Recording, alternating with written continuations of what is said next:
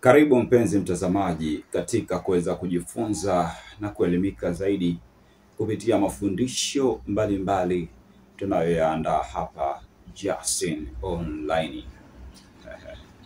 Wakati unasafiri, kuna vitu muhimu lazima uwe navyo. Kitu cha kwanza, lazima uandae budget, kwamba huko unakokwenda utakaa muda gani. Na lengo la kuandaa budget ni kwa ajili ya wewe kuandaa vile vitu muhimu unavyotakiwa kuwa navyo.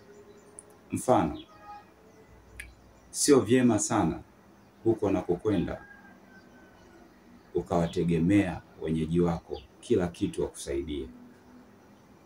Mfano, chakula. Usipendelee kusafiri mikono mitupu. Hakikisha unaandaa chakula kitakachokusaidia kukaa ndani ya muda ambao umepanga kukaa huko unakokwenda. Tuondoe ule mfumo ambao tumezoea kwenda kuwatembelea watu bila kubeba kitu chochote. Ukitengeneza mazingira kama hayo, ugeni wako unaonekana si kitu mbele za wenyeji wako. Lakini pia utakosa baraka kwenye hilo eneo ambalo umekwenda kutembelea. Lakini la pili, kuna vitu ambavyo lazima uwe navyo wakati unasafiri. Vitakusaidia huko unakokwenda. Kitu cha kwanza, lazima uwe na mafuta ya kupakaa.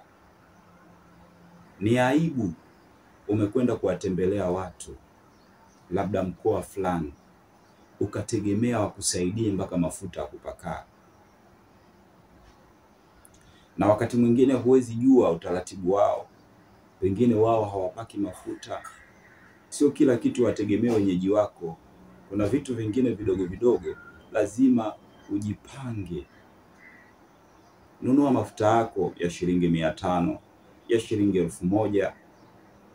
Kisha jiandae kwa ajili ya safari. Ni muhimu sana.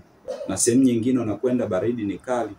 Iringa, Singida kule ndani, Arusha, sehemu ambazo kunakuwa na baridi kali sana, Moshi.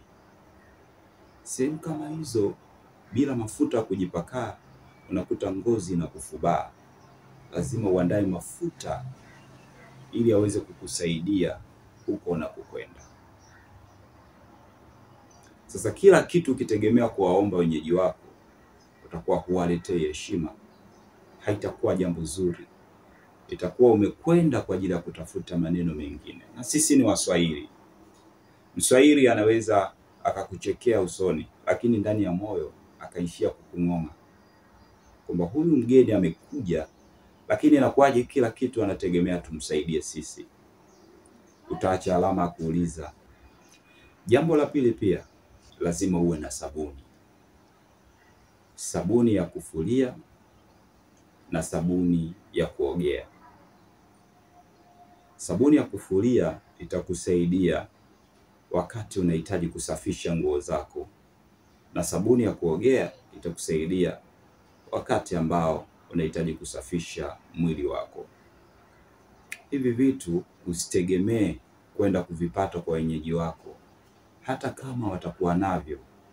Lakini katika mfumo wa maisha tunaoishi sasa, kiusalama, kiafya, usihitaji kushare vitu kama sabuni, mafuta na wenyeji wako.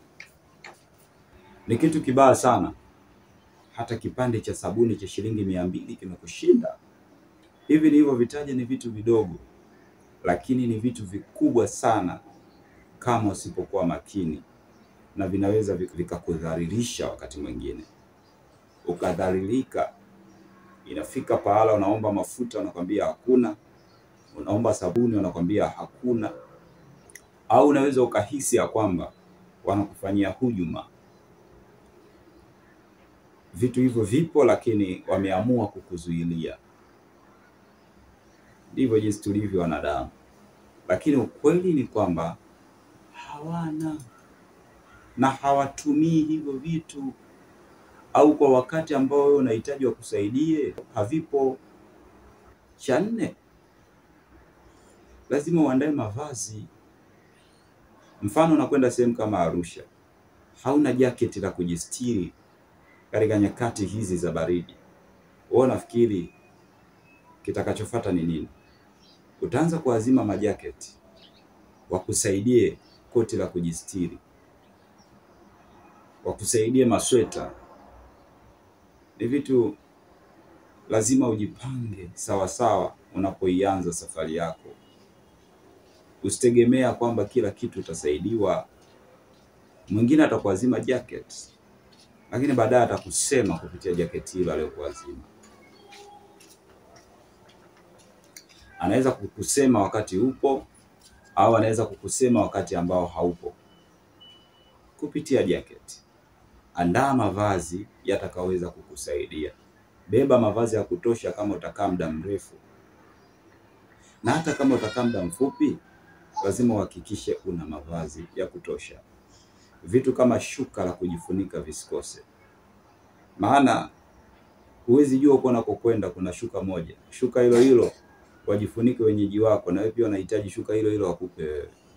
Mwisho wa siku utawaletea shida wenyeji wako huko unakoelekea. Shuka lazima uwe nalo. Usitegemee mashuka ya kupewa. Neti ni muhimu. Sehemu nyingine huwezi jua kuna mbu hatari. Utang'atwa na mbu mpaka mwenyewe utatoka na vipele mwili mzima. Kisha utasema kwamba huku nilikokwenda hawana upendo. Kumbe upendo hauna wewe. Kama ungekuwa kwa mwenyewe una upendo, ungebeba neti ikustiri wewe mwenyewe. Lengine, zawadi ndogo ndogo kwa ajili ya watu mbalimbali ambao wamekumiss, unawatembelea wakati huo. Zawadi sio mpaka ubebe kitu kikubwa. Nunua hata matunda, mananasi, machungwa, vitu ambavyo vinaweza kupatikana mahali popote kwa gharama nafuu kabisa. Lakini unakuta mtu anasafiri hana chochote zaidi ya yeye na nguo zake na begi lake aliyobeba. Mwingine hata hizo nguo hana, anategemea kule anapokwenda waweze kumsaidia kumpa nguo. Sasa wewe utakuwa ni mzigo. Na unaweza ukachukia kila sehemu anapokwenda kwamba hawakukarimu. Mtu atakukarimu vipi wakati hajaona sukari? Mtu atakukarimu vipi wakati hajaona mchele, hajaona unga, hajaona chochote ulichokibeba? Itafika hatua utasema watu wanakudharau, lakini wewe mwenyewe ndio umetengeneza mazingira ya kudharaulika. Jifunze kuwa na hivi vitu nilivyovitaja. Ukiwa mgeni umezingatia hivyo vitu, umetembelea mahali popote pale, ukiwa na hivi vitu nilivyovitaja hapa, utaonekana ni mtu mwenye hekima, mtu ambaye uko timamu. Lakini pia kila utakapokwenda watu watatamani urudi tena. Ni kwa sababu ya namna ulivyojitengenezea heshima, na hata mapokezi yako hatakuwa ya kawaida. Mungu akubariki sana. Asante kwa kuwa pamoja na mimi. Karibu tena kwa wakati ujao. Yes.